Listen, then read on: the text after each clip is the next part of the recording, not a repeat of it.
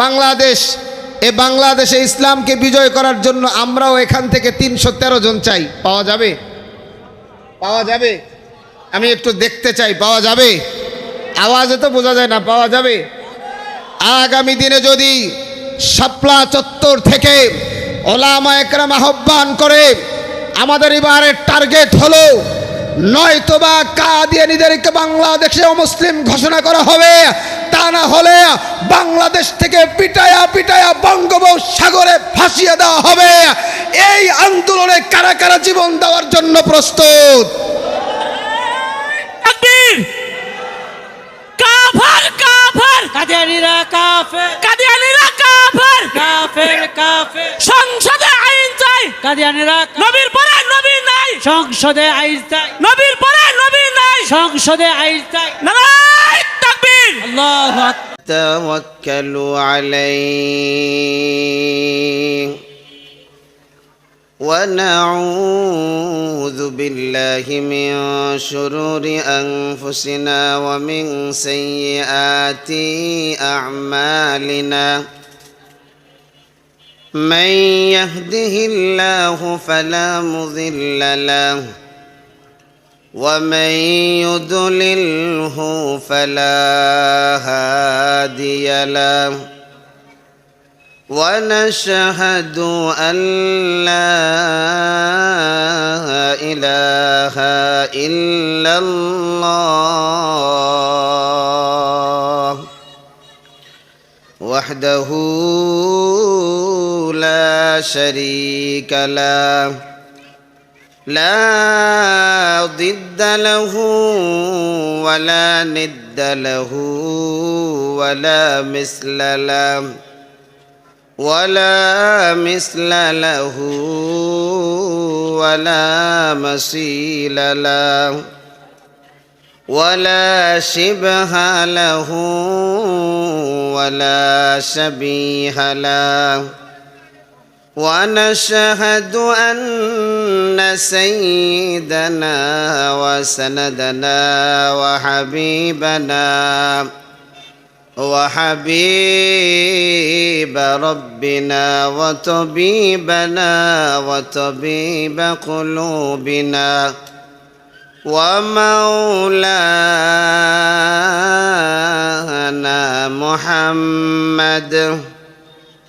محمدا عبده ورسوله صلى الله تعالى عليه وعلى آله وأصحابه وبارك وسلم تسليما كثيرا أما بعد فأعوذ بالله من الشيطان الرجيم بسم الله الرحمن الرحيم وما خلقت الجن والإنس إلا ليعبدون وقال تعالى واعبد ربك حتى يأتيك اليقين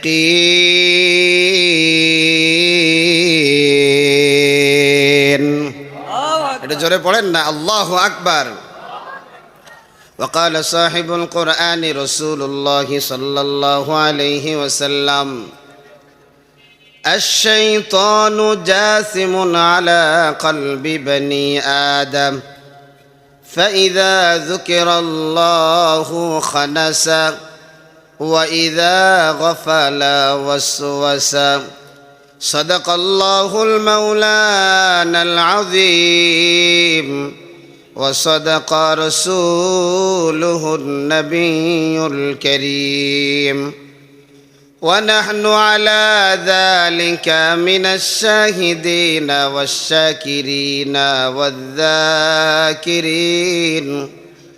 والحمد لله رب العالمين সবাই মহব্বতে দুরুদ ইব্রাহিম পড়ি اللهم صل على محمد وعلى آل محمد كما صليت على إبراهيم وعلى آل إبراهيم إنك حميد مجيد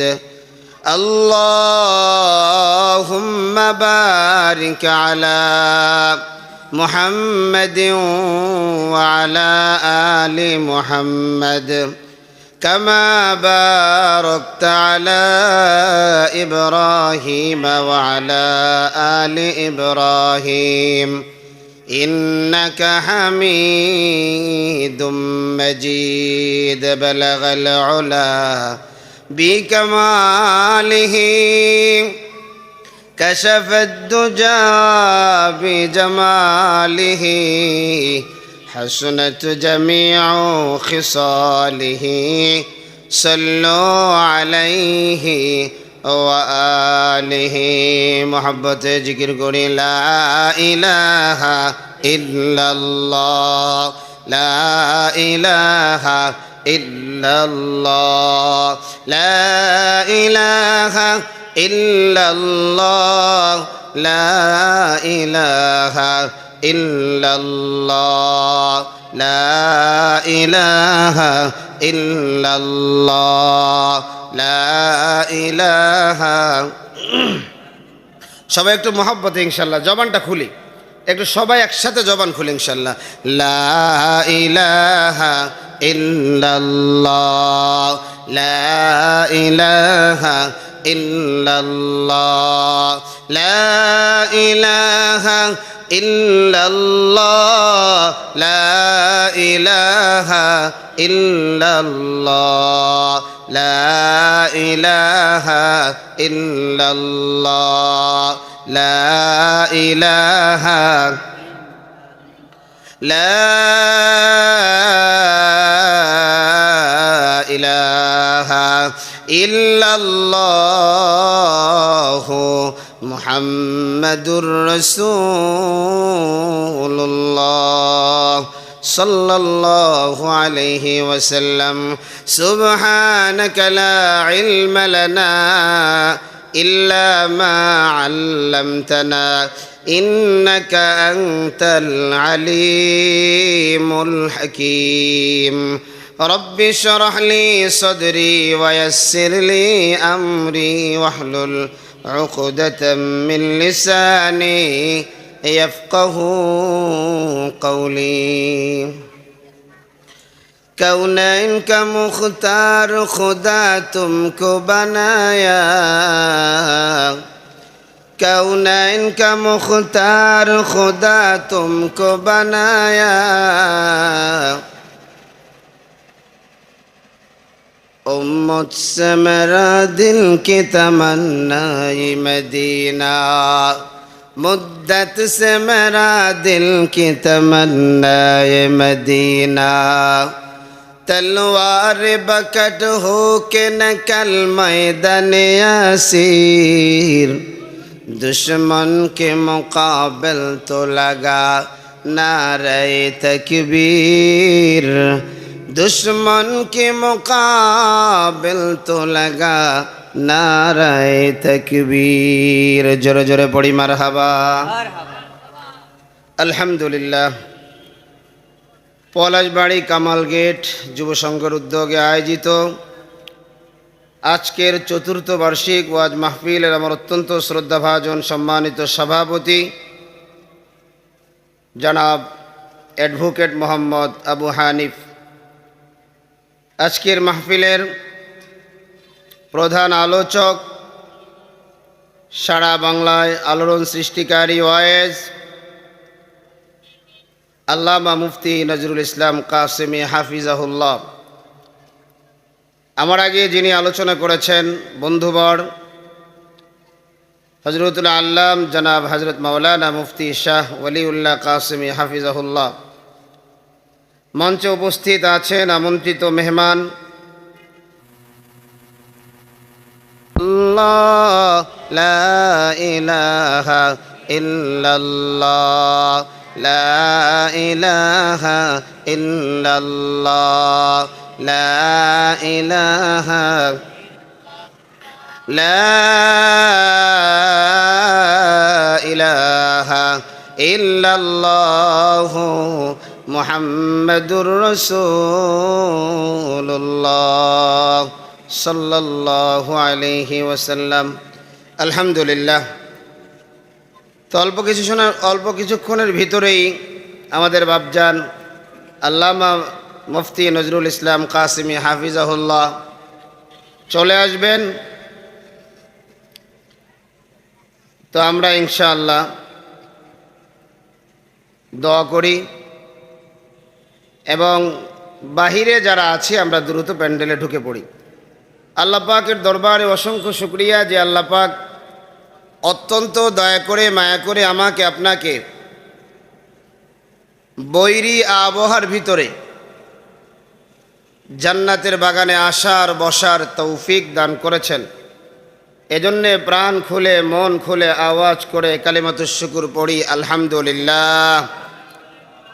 লক্ষ কোটি দুরুদ ও সালাম মানবতার মুক্তির দূত, মানবতার মুক্তির দিশারি, মরদুলাল মরদুদ রহমাতুল্লিল আলামিন, খাতামুন নবীন, সৈয়দুস সাকালাইন, ইমামুল মুরসালিন জনাবে মুহাম্মদুর রাসূলুল্লাহ সাল্লাল্লাহু আলাইহি ওয়াসাল্লামের উপর। আমার ভাইয়েরা, আমি আপনাদের সামনে সংক্ষিপ্ত কিছু কথা বলার জন্যে মহাগ্রন্থ আল কোরআন থেকে দুইটি আয়াতে কারিমা তেলাওয়াত করেছি। বিশ্বনবী, শেষ নবী, মহানবী, শ্রেষ্ঠ নবী সাল্লাল্লাহু আলাইহি ওয়াসাল্লামের অসংখ্য অগণিত হাদিস থেকে একটি হাদিস পাঠ করেছি। তেলাওয়াতকৃত আয়াত এবং হাদিসের আলোকে ইখলাস ও আমলের নিয়তে আল্লাহ পাক আমাকে আপনাকে কিছু কথা বলবার এবং ধৈর্য ধারণ করে শুনবার তৌফিক দান করেন। সকলে পড়ি আমিন। আজকে গোটা দুনিয়ার ভিতরে আপনি যদি একটু, আমি যদি একটু খেয়াল করি যে গোটা দুনিয়ার মানুষ আজকে তারা একটা নেশায় মত্ত। সেই নেশাটা হলো কিভাবে মুসলমান এবং ইসলামকে ধ্বংস করা যায়। ঠিক কিনা বলেন? বহির্বিশ্বের কথা আমি বাদই দিলাম। বাংলাদেশে আমরা 92% মুসলমান। প্রায় শুধু বাংলাদেশে মুসলমানই আছে 20 কোটির উপরে। যদিও 18 কোটি একটা স্লোগান, তো বাংলাদেশে মানুষ প্রায় 25 থেকে 26 কোটি। তাহলে যদি 20 কোটি মুসলমান বাংলাদেশে হয়, 92% মুসলমান বাংলাদেশে হয়, তো মুসলমানের মৌলিক অস্তিত্ব আছে কতজনের ভিতরে? কথা বলেন ঠিক কিনা? এজন্য শেষ জামানায় সূরাত সিরাত ইসলামের কিন্তু কাজ যা করে সব ইহুদি, খ্রিস্টান আর বেঈমানের। কথা বলেন ঠিক কিনা? তা না হলে এত বড় একজন বুজুর্গ ওলামা একরাম এখানে আসতেছেন, অথচ মানুষ আজ কোরআনের মাহফিলে আসতে চায় না। কেন? কোরআনের প্রতি ভালোবাসা নাই, কোরআনের প্রতি মহব্বত নাই। তারপরেও যারা আল্লাহকে নিজের জীবনের চাইতে বেশি ভালোবাসে তাদেরকে কেউ কোনো অবস্থাতেই ফিরিয়ে রাখতে পারবে? আপনাদের আওয়াজে মনে হয় পারবে। তো আওয়াজ দিয়ে বলেন পারবে। আমরা সবাই কার গোলাম? একটু জোরে স্লোগান দিতে হবে, কার গোলাম? আল্লাহর নাম নিলে লাভ আছে না লস? একবার আল্লাহর নাম নিবেন তো জান্নাতে একটা গাছ লেগে যাবে। সুবহানাল্লাহ পড়েন, আরো জোরে কর না সুবহানাল্লাহ। এই জান্নাতে কারা কারা যেতে চায় হাত দুটো একটু আল্লাহকে দেখায় দেই, একটু লাড়া দেন। আল্লাহু আকবার। আয় আল্লাহ, তুমি দেখো তোমার গোলামেরা জান্নাতে যাওয়ার জন্য হাত উঠাইছে, সব হাতগুলাকে কবুল করে জান্নাতের মালিক বানায় দাও। সুবহানাল্লাহ, একটু জোরে বলেন আমিন। আমাদের মূল টার্গেট তো আমরা কোথায় যাব? জান্নাতে। তো এজন্য আজকে যারা আলোচনা শুনতে এসেছেন, আজকের আলোচনা থেকে আপনার মাকসাদ ঠিক করতে হবে, উদ্দেশ্য ঠিক করতে হবে। আমি আপনি কেন দুনিয়াতে আসলাম, কি কারণে আমি দুনিয়াতে এসেছি, আমার মাকসাদটা কি, আমার উদ্দেশ্যটা কি, আমার গন্তব্যটা কোথায়? কারণ আপনি যদি আগে গন্তব্য ঠিক না করেন তাহলে আপনার রাস্তার ভুল হওয়ার সম্ভাবনা আছে না নাই? খালি নাই, 100% আছে। কিন্তু যখন গন্তব্য ঠিক হবে যে আমি এই লেবু বাগান থেকে আমি নবীনগর যাব, যাওয়ার পথ আমাকেই খুঁজে নিতে হবে, ঠিক কিনা বলেন? আজকে আমাদের মাকসাদ ঠিক নাই, গন্তব্য কোথায়, ছিলাম কোথায়, এসেছি কোথায়, শেষ যাব কোথায়, আমার গন্তব্য ঠিক নাই। আমরা তো মনে করি দুনিয়াতে আসছি টাকাওয়ালা হওয়ার জন্য। আমরা কেউ কেউ মনে করি আমাদের গন্তব্য একটা বাড়িওয়ালা হওয়া। আমরা কেউ কেউ মনে করি আমাদের গন্তব্য একটা গাড়িওয়ালা হওয়া। আমরা কেউ কেউ মনে করি আমাদের গন্তব্য একটা এমপি হওয়া। আমরা কেউ কেউ মনে করি আমাদের গন্তব্য একটা মন্ত্রী হওয়া। আমরা কেউ কেউ মনে করি যে আমার গন্তব্য হলো আমি একজন রাজনীতিবিদ হব। কথা বলেন আছে না নাই? কথা বলেন আছে না নাই? কিন্তু মূলত এগুলো একটাও আমার আপনার গন্তব্য নয়, আমার আপনার মাকসাদ নয়। আরে ভাই, আল্লাহ তাবারক তাআলা তো একটা মাকসাদ দিয়েই আমাকে আপনাকে পাঠিয়েছেন। এখন তো আবার অনেকেই বানানেওয়ালা আল্লাহকেই মানে না, আছে না নাই? কথা বলেন আছে না নাই? এদেরকে আমরা কি বলি ভাই? নাস্তিক। বলেন কি? নাস্তিক। তাহলে বোঝা গেল গোটা দুনিয়ার মানুষ হলো দুই ভাগে বিভক্ত। কয় ভাগে? কথা বলেন না, কয় ভাগে? একটু আওয়াজ দেন, জোরে দিতে হবে। কয় ভাগে? দুই ভাগে। এক হলো নাস্তিক আর এক হলো আস্তিক। নাস্তিক কারা? যারা আল্লাহ মানে না। আস্তিক কারা? যারা আল্লাহ মানে। তাহলে আমরা কি? আস্তিক। আমরা আল্লাহ মানে কি মানি না? এবার আসেন, এবার যারা আল্লাহ মানে, যারা কি মানে ভাই? আল্লাহ মানে। আল্লাহ মানলে ওয়ালাদের ভিতরেও আবার কিছু মানুষের অবস্থা এমন, তাদের কার্যকলাপে বোঝা যায় এরাও আল্লাহকে মানে না, আছে না নাই? কারণ আমি যদি আল্লাহ মানি, আল্লাহকে যদি মানার মতো মানি, তাহলে আমার ভিতরে আমার মালিকের ফরজ বিধানগুলো থাকার দরকার, আছে না নাই? কথা বলেন আছে না নাই? অবশ্যই দরকার। আবার দেখবেন এ মানুষগুলোর ভিতরে কিছু মানুষ আছে যারা ক্ষমতার জন্য, সামান্য একটু হালুয়া রুটির জন্য ইসলাম এবং মুসলমানদের তাহজিব তামাদ্দুনকে বিক্রি করে, আছে না নাই? তাহলে আজকে আমরা এই ময়দান থেকে আমাদের মাকসাদ কি, আমাদের উদ্দেশ্য কি, আমাদের গন্তব্য কোথায়, এই বিষয়টা ইনশাআল্লাহ সবাই মুখস্থ করে নিয়ে যাব। কারা কারা হাত দুটো আল্লাহকে দেখায় দিই। আচ্ছা আচ্ছা, আপনি বললে দেব ইনশাআল্লাহ। ইনশাআল্লাহ নিয়ে যাব তো। আল্লাহ পাক হাতগুলাকে কবুল করেন, পড়ি আমিন। ভাইরা আমার, মাকসাদটা কোথায়, গন্তব্যটা কই, উদ্দেশ্য কোথায়, ছিলাম কোথায়, আছি কোথায়, যাব কোথায়, এটা আমাকে আপনাকে নতুন করে বাহির করা লাগবে না। বানানেওয়ালা আল্লাহ, তিনি নির্ধারণ করে দিয়েছেন আমার আপনার গন্তব্য কোথায়। আমি আপনি এখানে কি করার জন্য আল্লাহ পাক পাঠিয়েছে আল্লাহ আমার জানায় দেয়, ওয়ামা খালাকতুল জিন্না ওয়াল ইনসা ইল্লা লিয়াবুদুন।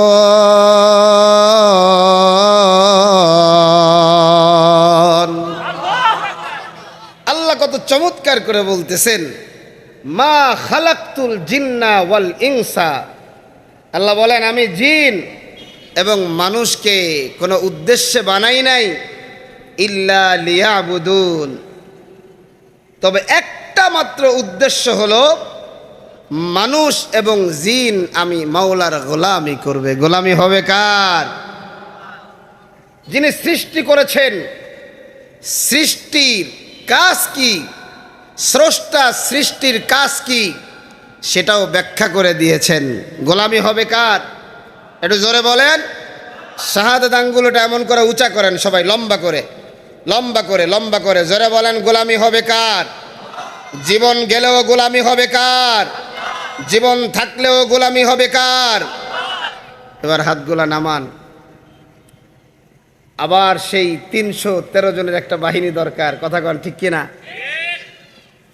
313 জনের একটা বাহিনী দরকার, যেই বাহিনী স্ত্রীর কথা চিন্তা করবে না, সন্তানের কথা চিন্তা করবে না, বাড়ির কথা চিন্তা করবে না, গাড়ির কথা চিন্তা করবে না, তাদের চিন্তাই থাকবে আল্লাহর জমিনে আল্লাহর কোরআনকে কিভাবে জিন্দা করা যায়, ঠিক কিনা বলেন?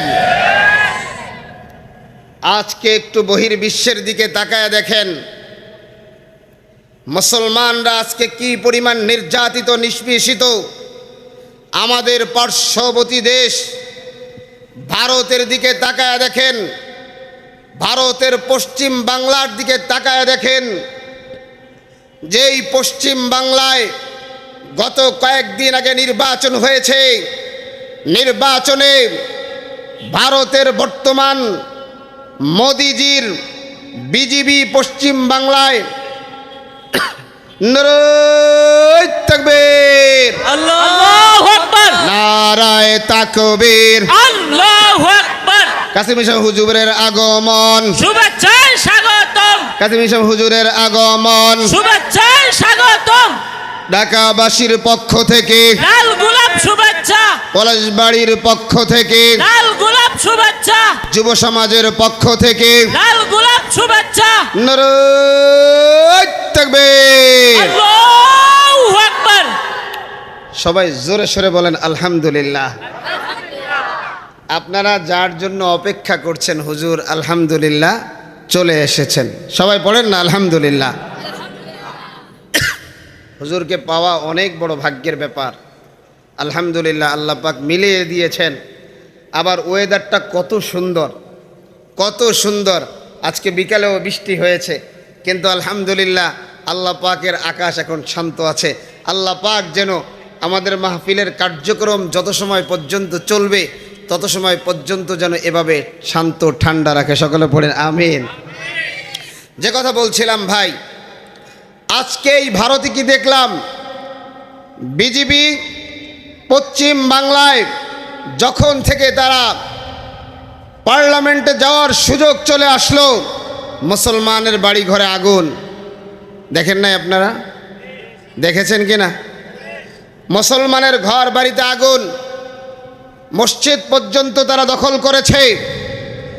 সবচাইতে খারাপ আমার যেই জিনিসটা লেগেছে, আমার একজন মুসলিম বোন, আমার একজন দিনদার বোন, তাকে জোর করে একটা হিন্দু ছেলের সাথে বিবাহ দিয়েছে, ঠিক কিনা বলেন?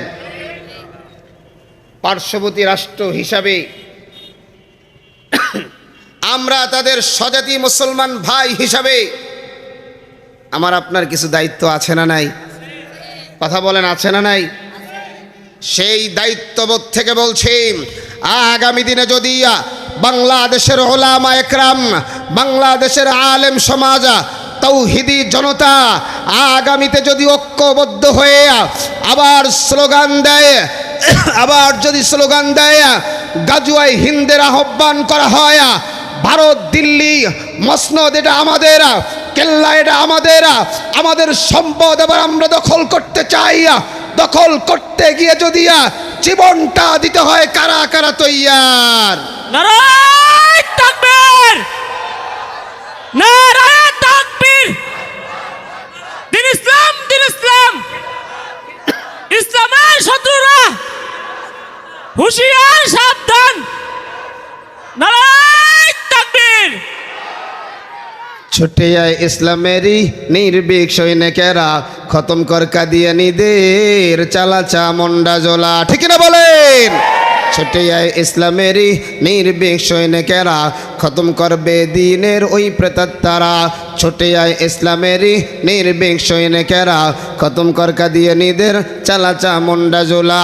অলিদের এই ভূমিতে কাদিয়ানীদের ঠাঁই হবে না। ঠিক না?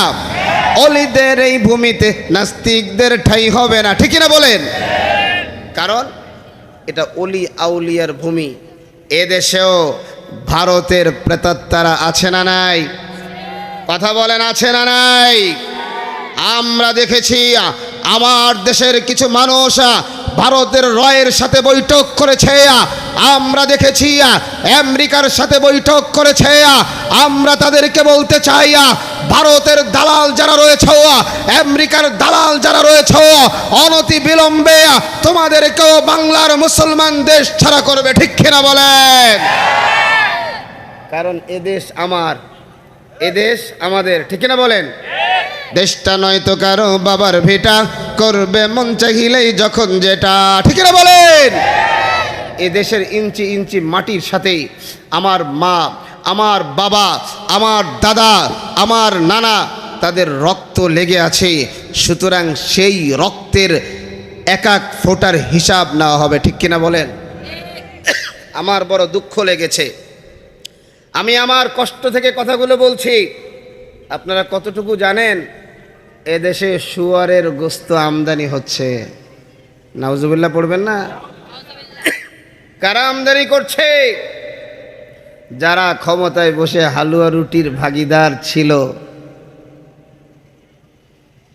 এদেশে নির্বাচনের আগে রয়ের সাথে বৈঠক করা হয়, আমেরিকারেও খুশি করা হয়। আচ্ছা বলেন তো, যারা ভারতের রয়ের সাথে বৈঠক করে, আমেরিকারে খুশি করে, তাদের মধ্যে ইসলাম আছে না গেছে? কথা বলেন। ভারত তো একবারে পরিপূর্ণ চায় বাংলাদেশে একবারে ইসলামী হুকুমত কায়েম হোক, চায়। আমেরিকা, আরো জোরে কন্যা বাজান, আমেরিকা। তাহলে বোঝা গেল যারা এদের সাথে তলে তলে বৈঠক করে তাদের মধ্যে ঝামেলা। আরো জোরে কন, ঝামেলা।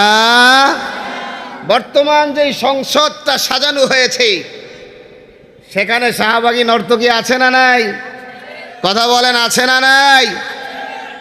দু চারজন যারা ইনসাফের কথা বলেছে, আমার বন্ধুবর, আমার ভাই মুফতি হানজালা কাদিয়ানীদেরকে অমুসলিম ঘোষণার কথা বলেছে, কিন্তু তার পক্ষে টেবিল থাপড়ানো হয়।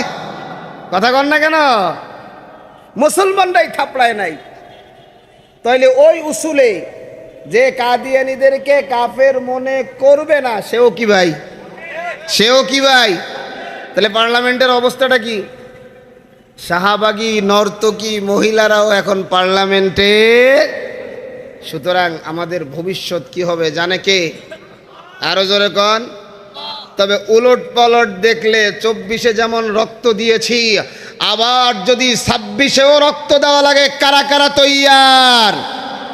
নারায়ে তাকবীর, নারায়ে তাকবীর। কোরআন হাদিস যেখানে, আলেম ওলামা যেখানে, দুনিয়ার মুসলিম এক হও, লড়াই করো। এবার হাত নামান। লড়াই করতে হবে। আর যদি বলা হয় হুজুর ও লড়াইয়ের জন্য আপনি ডাক দিয়েছেন, আপনিই থাকেন আর আমরা মোটামুটি একবারে নাকে তেল দিয়ে ঘুমাই, তাইলে কি আর কোনোদিন বিজয় আসবে? আরো জোরে কন। বাজান যে কথা বলছিলাম, তাহলে একটা জিনিস বুঝতে পারলাম। কথা কন না কেন? দুনিয়াটা কি ভাই মস্ত বড়। কিন্তু বাজান মুসলমানের এই চিন্তা হতে পারবে না। মুসলমান গোলামি করবে কেমন করে? সাহাবায়ে কেরাম থেকে মুসলমান গোলামি শিক্ষা নিবে।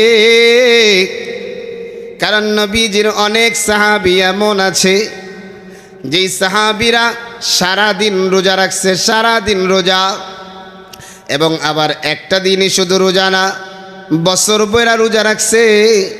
আবার রাত্র যখন হয় সারা রাত দাঁড়ায়া দাঁড়ায়া আল্লাহ পাকের দরবারে নামাজ আদায় করছে।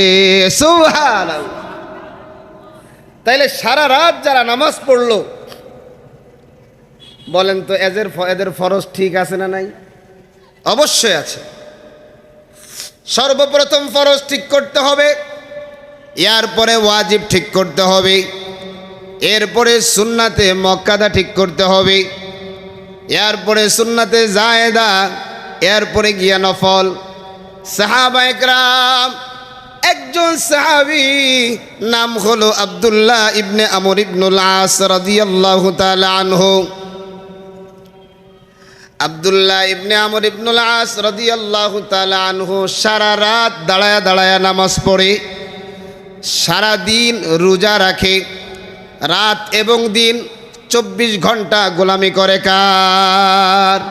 একটু জোরে বলেন না কার?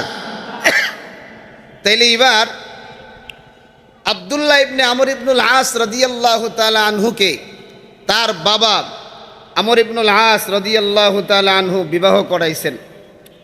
বিবাহ করানোর পরে পুত্রবধূকে জিজ্ঞেস করছে, মা, আমার ছেলে আব্দুল্লাহ কেমন? তো পুত্রবধূ বলে, বাবা, আপনার ছেলে অনেক ভালো, বড় বুজুর্গ, আল্লাহওয়ালা, বড় দিনদার। বলে, কি তার আমল? বলে, সারা রাত দাঁড়িয়ে দাঁড়িয়ে নামাজ পড়ে, সারা দিন রোজা রাখে। তা আমর ইবনুল আস রাদিয়াল্লাহু তাআলা আনহু বলতেছে, তাই নাকি? বলে, হ্যাঁ। এই জবাবটার ভিতরে একটা অভিযোগও আছে। হযরত আমর ইবনুল আস রাদিয়াল্লাহু তাআলা আনহু বুঝতে পারলেন, তো সারা দিন যদি নামাজ পড়ে, সারা রাত যদি নামাজ পড়ে, আর দিন যদি রোজা রাখে, তো স্ত্রীকে সময় দেয় না। তো তিনি সাথে সাথে নবীজির কাছে চলে গেলেন। নবীজির কাছে গিয়ে বলে, ইয়া রাসূলুল্লাহ, আমার সন্তান আব্দুল্লাহর তো আমলের এই অবস্থা, সারা রাত নামাজ পড়ে, সারা দিন রোজা রাখে। নবীজি বললেন যে, আমর ইবনুল আস, আপনি চলে যান, আমি আপনার ছেলে আব্দুল্লাহর সাথে কথা বলবো। একথা বলার পরে আমর ইবনুল আস চলে গেলেন। নবীজি আব্দুল্লাহর কাছে চলে যায়।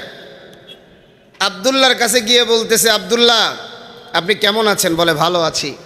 কয়, ইবাদত বন্দিগি কেমন চলতেছে? কয়, আলহামদুলিল্লাহ ভালো। আলহামদুলিল্লাহ বলেন না। আর আমাদেরও আলহামদুলিল্লাহ। আশেপাশে মানুষ আছে, যদি বলি, ভাই ইবাদত বন্দিগি কেমন চলতেছে? কয়, হুজুর খুব ভালো। ভাই ফজরের নামাজে কি গেছিলেন? কয়, না হুজুর, ঘুমেতে উঠতে পারিনি। গতকালকে 5 ওয়াক্ত নামাজ পড়ছিলেন? কয়, না হুজুর, একটু ঢাকা গেছিলাম, আর পড়ার সময় হয় নাই। কথা কন ঠিক কিনা? আছে না নাই? কিন্তু হযরত আব্দুল্লাহ কিন্তু তাই না, তা নয়। তিনি বলতেছেন, ইয়া রাসূলুল্লাহ, আলহামদুলিল্লাহ খুব ভালো চলতেছে। তো বলতেছে, আব্দুল্লাহ, ভালো চলতেছে, তোমার রাতের আমলের একটা বিবরণ দাও। ডাক দিয়া বলে, ইয়া রাসূলুল্লাহ, আমি তো আলহামদুলিল্লাহ সারা রাত দাঁড়িয়ে দাঁড়িয়ে আল্লাহর গোলামি করি। সুবহানাল্লাহ পড়বেন না? সবাই একটু জোরে পড়েন না সুবহানাল্লাহ। নবীজি বলতেছেন, আব্দুল্লাহ, সারা রাত না পড়লে হয় না, 2 রাকাত পড়ো। আব্দুল্লাহ ডাক দিয়া বলে, ইয়া রাসূলুল্লাহ, 2 রাকাতে আমার অন্তর প্রশান্তি লাভ করে না। আল্লাহু আকবার পড়বেন? একটু জোরে কর না, আল্লাহু আকবার। আজকের মজমায় সুবহানাল্লাহ, আলহামদুলিল্লাহ, আল্লাহু আকবার বইলা একবারে ফাটায় ফেলাবেন, পারা যাবে না ইনশাআল্লাহ। তো নবীজি বললেন, ঠিক আছে, তাহলে 4 রাকাত পড়ো। আব্দুল্লাহ বলতেছে, ইয়া রাসূলুল্লাহ, 4 রাকাতেও আমার অন্তর শান্তি হবে না। সুবহানাল্লাহ বলেন না। নবীজি বলেন, তো 8 রাকাত পড়ো। আব্দুল্লাহ বলে, ইয়া রাসূলুল্লাহ, 8 রাকাতেও আমার অন্তর প্রশান্তি লাভ করবে না। আল্লাহু আকবার। এমন সময় আব্দুল্লাহ ডাক দিয়ে বলে, ইয়া রাসূলুল্লাহ, আপনি না বলেছেন জুইলাত কুররাতু আইনি ফিস সালাহ, যে নামাজের ভিতরে আমার চক্ষু শীতল হয়। নবী গো, আমারও তো মন চায় আমারও যেন চক্ষুটা শীতল হয়। আল্লাহু আকবার, আল্লাহু আকবার। আল্লাহর নবী বলেন, আব্দুল্লাহ, ঠিক আছে, তুমি রাতটাকে 3 ভাগে ভাগ করবা। 1 ভাগ তুমি দাঁড়িয়ে দাঁড়িয়ে আল্লাহর গোলামি করবা। তো নবীজি বলেছেন, ব্যাস, রাত্রের ফয়সালা তো হয়ে গেল। এবার আব্দুল্লাহকে জিজ্ঞেস করছে, আব্দুল্লাহ, তোমার দিনের আমল কি? এমন সময় ডাক দিয়ে বলে, ইয়া রাসূলুল্লাহ, আমি তো সারা বছর রোজা রাখি। সুবহানাল্লাহ কন না, আরো জোরে কন না সুবহানাল্লাহ। আর আমগো উপরে খালি রমজান মাসে আয় সর্বনাশ, এই মোটা মোটা শরীরওয়ালা দেহওয়ালা এই খাটাসগুলোও রমজান মাসে খায়, আছে না নাই? আল্লাহ রাসূল কয়, আব্দুল্লাহ, সারা বছর রোজা রাখা রাখবে না, সপ্তাহে 2টা রোজা রাখবা। কয়টা রোজা? এক হলো সোমবার, আমিও 2টা রোজা রাখি, সোমবারে রোজা রাখি। আর একটা হলো বৃহস্পতিবারে রোজা রাখি। সোমবারে রোজা রাখার কারণ হলো এই সোমবারে আমি নবীর জন্ম। আর বৃহস্পতিবারে রোজা রাখার কারণ হলো আল্লাহ তাবারক তাআলার দরবারে প্রতি সপ্তাহের আমলগুলা এই বৃহস্পতিবারে পেশ করা হয়। সুবহানাল্লাহ। তো আমি চাই যে রোজা অবস্থায় আমার আমলগুলা আমার আল্লাহর দরবারে পেশ করা হোক। সুবহানাল্লাহ পড়েন। আব্দুল্লাহ বলে, ইয়া রাসূলুল্লাহ, এই 2টা রোজা হবে না, আমার শরীরে অনেক শক্তি। আল্লাহর নবী বলেন, তাহলে তুমি আইয়ামে বীজের রোজাগুলো রাখো, অর্থাৎ মাসে যে আরো 3টা রোজা, 13, 14, 15 তারিখের রোজা। আব্দুল্লাহ বলতেছে, ইয়া রাসূলুল্লাহ, আমার শরীরে অনেক শক্তি, আপনি আমাকে আরো রাখার সুযোগ করে দেন। আল্লাহ রাসূল বলতেছে, আব্দুল্লাহ, তাহলে তুমি সাওমে দাউদই রাখো। দাউদ আলাইহিস সালাম যেমন করে রোজা রাখতেন, একদিন রোজা রাখতেন, আরেকদিন ইফতারি করতেন, তুমি তেমন করে রোজা রাখো। আমার নবী যখন একের পর এক আব্দুল্লাহরে রোজা কম রাখার জন্য বলে, আহারে এখন আব্দুল্লাহর জবান বন্ধ হয়ে গেছে। আব্দুল্লাহ ইবনে আমর ইবনুল আস রাদিয়াল্লাহু তাআলা আনহু এখন আর কোনো কথা বলে না। চোখের কোনা দিয়া টপ টপ করে পানি বেবে, গাল বেবে, দাড়িগুলা ভিজে ভিজে জমিনে পড়া আরম্ভ হয়ে গেছে। আমার নবী তাকাইয়া দেখে রে, আমার একজন সাহাবী আমার আল্লাহর গোলামি করার জন্য কি পরিমাণ ইচ্ছা। আরে নবীজি আব্দুল্লাহর চোখের পানি দেখা ডাক দিয়া কয়, আব্দুল্লাহ রে, আমি নবী তোমাকে পারমিশন দিয়ে দিলাম, 5 দিন ব্যতীত সারা বছর তুমি রোজা আল্লাহর জন্য পালন করবা। কেমনে সম্ভব? গন্তব্য যদি আগে ঠিক করতে পারেন তাহলে সম্ভব। ইমামে আজম আবু হানিফা রাহমাতুল্লাহি আলাইহি 40 বছর ফজরের ওযু দিয়ে এশার ওযু দিয়ে ফজর আদায় করেছেন। সুবহানাল্লাহ পড়বেন। কয় বছর ভাই? আপনাদের কাছে আমাদের কাছে এগুলো গল্প মনে হয়? সারাটা রাত আল্লাহর গোলামি করেছেন, মুজতাহিদ ছিলেন, মাসআলা ইস্তেমবাত করেছেন, সারা রাত কোন দিক দিয়ে চলে গেছে। এখনো মুজতাহিদ 2-1 পাওয়া যায়, দেখবেন হাতের ভিতরে বাংলা বুখারী শরীফ নিয়ে বুখারী স্টাডি করি, আছে না নাই? কথা বলেন, আছে না নাই? এটা মুজতাহিদ না, তুমি একটা ভণ্ড বাটপার, ঠিক কিনা বলেন? কারণ হাদিস তুমি পড়ো, হাদিসকে তুমি ভালোবাসো না, এটা বাংলা বইয়ের মতো মনে করে। কোরআন পড়ে মোহাব্বত, মদিনাওয়ালা যেই মেজাজ নিয়ে কোরআন পড়তেন সেই মেজাজ নাই। তো ইমামে আজম আবু হানিফা রহমতুল্লাহ আলাই 55 বার হজ করেছে। সুবহানাল্লাহ পড়বেন না? কতবার হজ করেছে ভাই? 55 বার। ইমামে জুফার রহমতুল্লাহ আলাই 70 বছরে একটা কবিরা গুনাহ করে নাই। আল্লাহু আকবার পড়েন। কত বছরে ভাই? 70 বছরে একটা কবিরা গুনাহ করে নাই। আর আজকে আমার আপনার আমলের অবস্থা তো বড় ভয়ঙ্কর। এজন্য যুবক ভাই, নিজেকে তৈরি করো, নিজে আমি তুমি সবাই কার গোলাম? একটু জোরে বলেন না কার? আরে আরেকজন তাবিঈ, প্রখ্যাত তাবিঈ হযরতে সাঈদ ইবনে মুসাইয়িব রাহমাতুল্লাহি আলাইহি, হযরতে বেলালে হাবশী রাদিয়াল্লাহু তাআলা আনহুর জামাতা ছিলেন।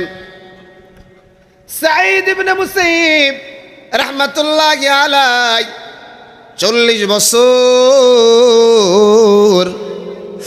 নামাজের আজানের আগে গিয়া মসজিদে বসে থাকতেন। আল্লাহু আকবার। কত বছর? 40 বছর।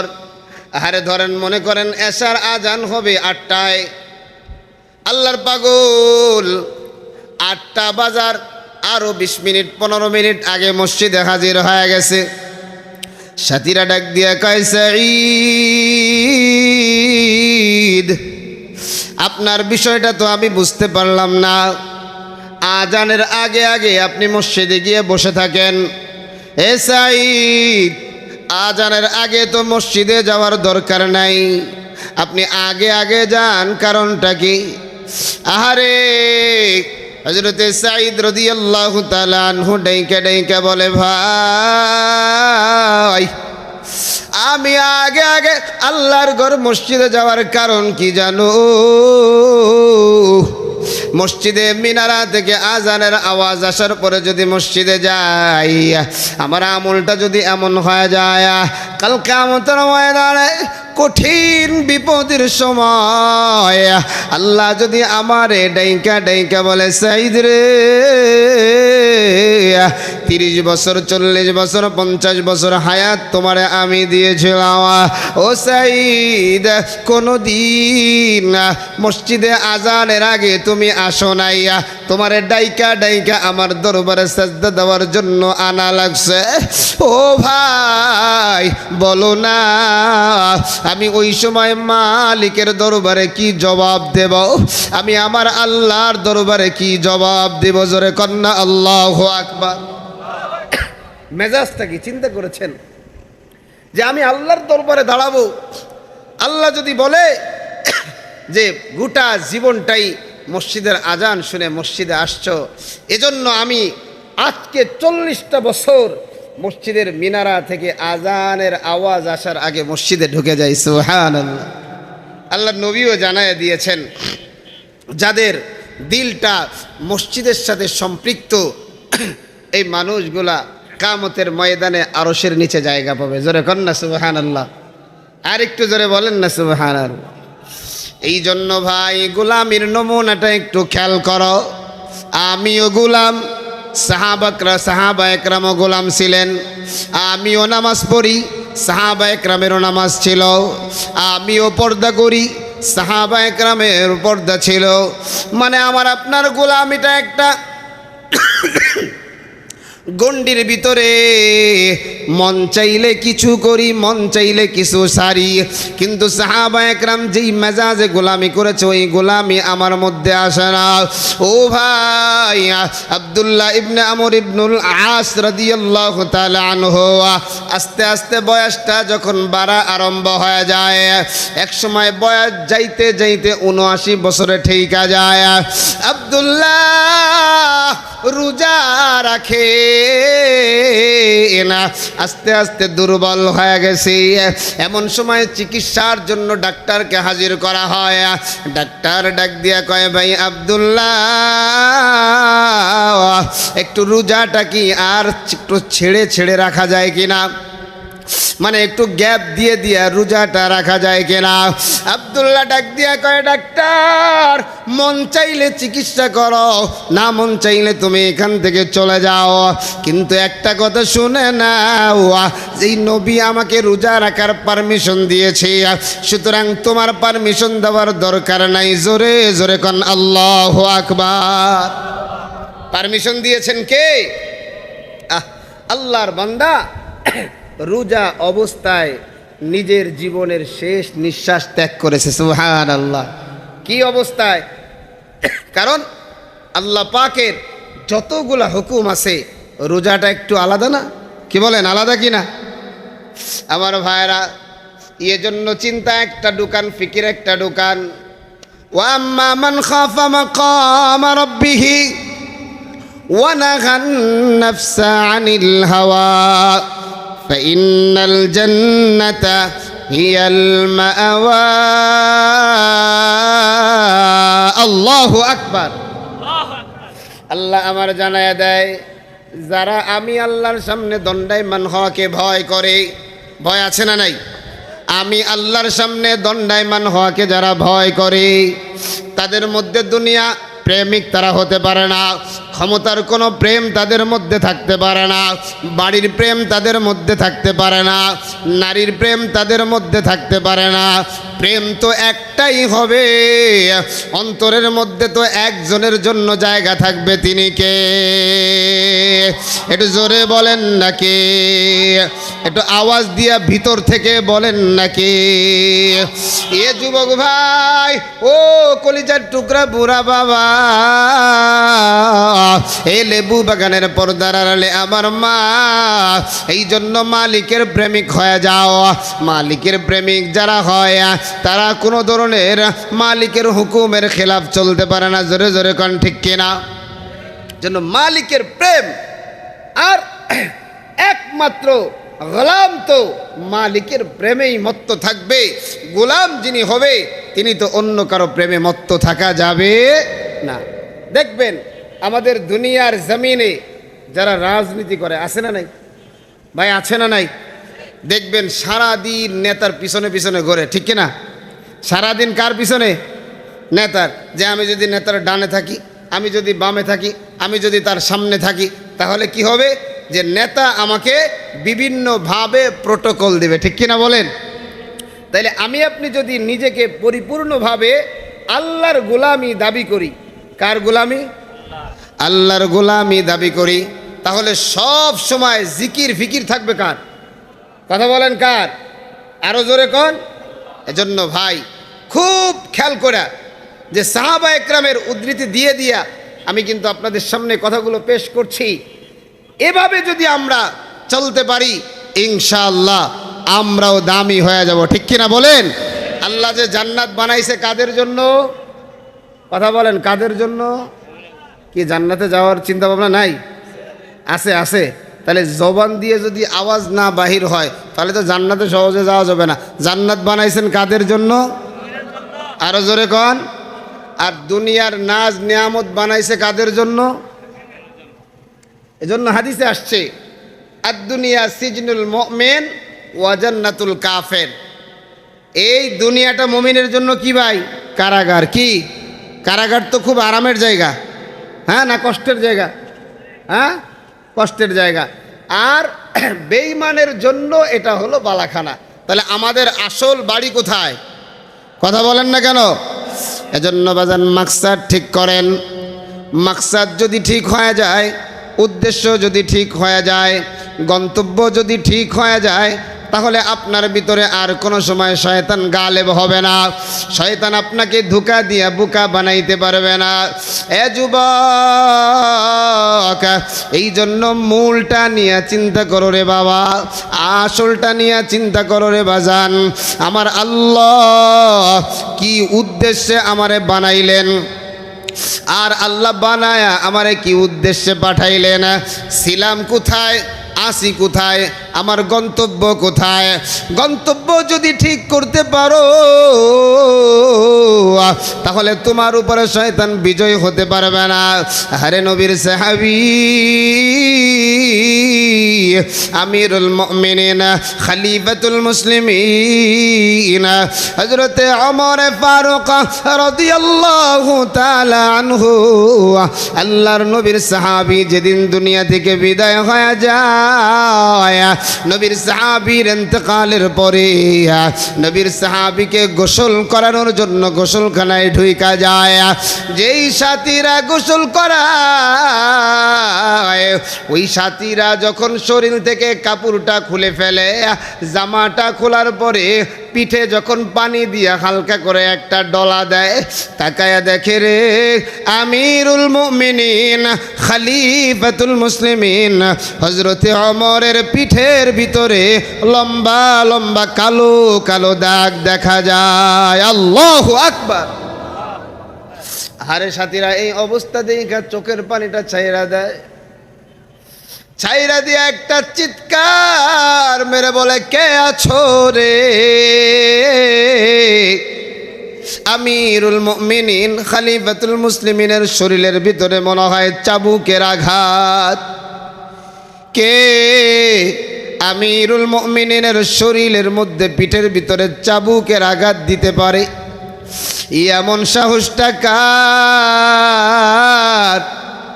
আরে কেউ কোনো কথা বলতে পারে না, কেউ জানে না কিভাবে হলো। সাথীরা এবারে ডাক দিয়া কয়, আব্দুল্লাহ, ও আব্দুল্লাহ, আপনার বাবার পিঠের ভিতরে কালো কালো লম্বা লম্বা দাগ দেখা যায়। আব্দুল্লাহ রে, আপনি কি জানেন এই দাগগুলো কিসের দাগ? আরে আব্দুল্লাহ ডাক দিয়া বলে, ও বাবার সাথীরা, এই দাগটা কিসের দাগ এটা আমার জানা নাই, আমার আম্মা ভালো বলতে পারবে দাগটা কি। এবার আব্দুল্লাহ গিয়া বলে, মা, আমার বাবার পিঠের ভিতরে লম্বা লম্বা দাগ দেখা যায়। মা, এই দাগগুলা কি কারণে হইল একটু জানতে চাই। আহারে আব্দুল্লাহর মা ডাক দিয়া বলে, বাবা, তোমার বাবা এমন একজন মানুষ ছিলেন, সব সময় তোমার বাবার বালিশের পাশে লম্বা একটা চাবুক থাকতো। আর তিনি যখন বাহির হইতেন, হাতে একটা ডায়েরি নিয়ে বাহির হইতেন। সারাদিন কি আমল করেছে, যদি খেলাফে আউলা কোনো আমল হয়ে যায় ওই ডায়েরির ভিতরে লিখে রাখতেন। হযরতে ওমর ফারুক রাদিয়াল্লাহু তাআলা আনহু যখন রাত্রবেলা বাড়িতে হাজির হয়ে যাইতেন, হাজির হইয়া ডায়েরিটা খুলে খুলে দেখতেন কোন কোন খেলাফে আউলা আমল আজকে হয়ে গেছে। ওই যেই চাবুকটা দিয়া নিজের শরীরে নিজে জোরে জোরে আঘাত করে আর বলে, ওমর, এই চাবুকের বাড়ির কি আর ব্যথা, ইয়ার চাইতে জাহান্নামের আগুনের শাস্তি কিন্তু বড় কঠিন। এইভাবে তোমার বাবা প্রতিটা দিন ঘুমে যাওয়ার আগে নিজের শরীরে নিজে পিটাইতেন, নিজের অপরাধের শাস্তিগুলা নিজে নিয়ে নিতেন। এ আমার যুবক ভাই ও কলিজার টুকরা বুড়া বাবা, আরে মরণের চিন্তা কি তোমার নাই? আল্লাহ তো বলেছেন, ওয়াবুদু রাব্বাকা হাত্তা ইয়াতিয়াকাল ইয়াকিন।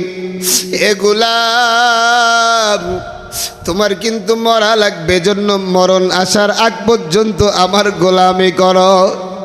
এ ভাই, আজকে আমি আপনি যারা নামাজটা ছাইরা দেই, আজকে আল্লাহর হুকুম আমরা যারা ছাইরা দেই, আমারে একটু বুঝান, আমারে একটু বলেন, ওই কিয়ামতের ময়দানে যেই জায়গায় নবীরা থাকবে, যেই জায়গায় অলিরা থাকবে, যেই জায়গায় হাজিরা থাকবে, আলেমরা থাকবে, আমি ইমাম সাহেব, আমার মুসল্লিরাও থাকবে, আপনি মুক্তাদি, আপনার ডান পাশের বাম পাশের মুক্তাদিরাও থাকবে। ওই হাসরের ময়দানে তো সবাই পাগল, পাগলের মতো হয়ে থাকবে। ওই সময় যদি আবার আল্লাহ বলে ওয়ামতাজুল ইয়াউমা আইয়ুহাল মুজরিমুন, আল্লাহ বলে ও ইমানদার আর বেঈমানের মধ্যে আলাদা হয়ে যাও। এ যুবক ভাই একটু চিন্তা করে দেখে না, আজকে যদি আমি নামাজটা ঠিক মতো আদায় না করি, আজকে যদি মালিকের হুকুমটা ঠিক মতো না আদায় করি, ওই জায়গায় যদি আবার আলাদা কইরা দেয়, আবার যদি দূরে ঠেলা দেয়, আর কিয়ামতের ময়দানের আমার অবস্থাটা কি হবে? আমার অবস্থাটা তো বড় ভয়ঙ্কর হবে। আমি তো আবার আল্লাহর দরবারে আসামি হয়ে দাঁড়ায় গেলাম, আর যদি আসামি হইয়া যায় ওই কিয়ামতের ময়দানে আমল নামাটা কিন্তু ডান হাতে আসবে না, আমল নামাটা কিন্তু বাম হাতে আসবে। ও যুবক চিন্তা করিয়া দেখো, আমল নামাটা যদি বাম হাতে আসে, আমি তুমি কিন্তু ধরা খেয়ে যাব। কারণ আবার আল্লাহ বলে খুঁজো ফাগুল্লু তুম্মাল জাহিমা সল্লু, আল্লাহ বলে না ফরমানটারে ধর, আল্লাহ বলবেন নেমক হারামটারে ধর, আর এই নেমক হারামের গলার ভিতরে বেরি লাগায় দেয়। এ যুবক ভাই এখনো কিন্তু সময় আছে, মালিকের দিলটা একটু নরম করিয়া, নিজের দিলটা একটু নরম করিয়া ওই দিলের মধ্যে মালিকরে বসাও।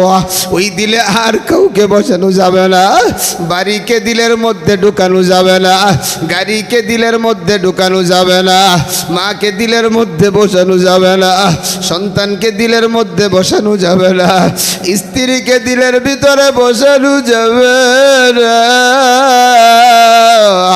এই দিলের মধ্যে একমাত্র আবার আল্লাহ।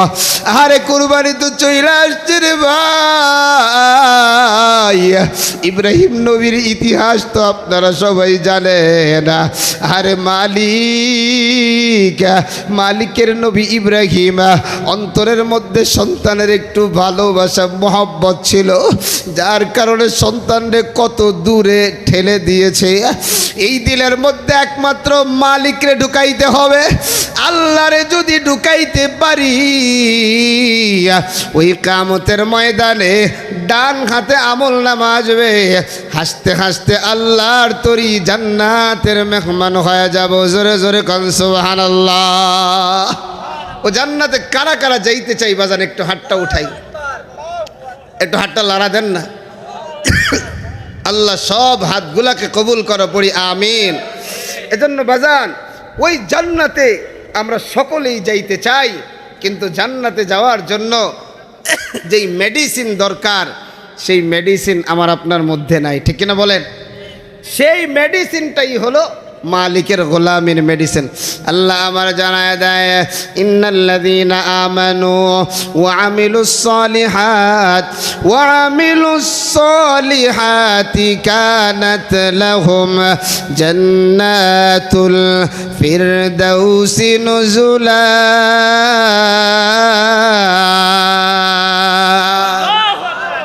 আল্লাহ জানায় দেয় যে বান্দা, তুমি যদি জান্নাতে যাইতে চাও, এক নাম্বার মেডিসিন হলো ঈমানটাকে একবারে ভিতরে বদ্ধমূল করে দাও।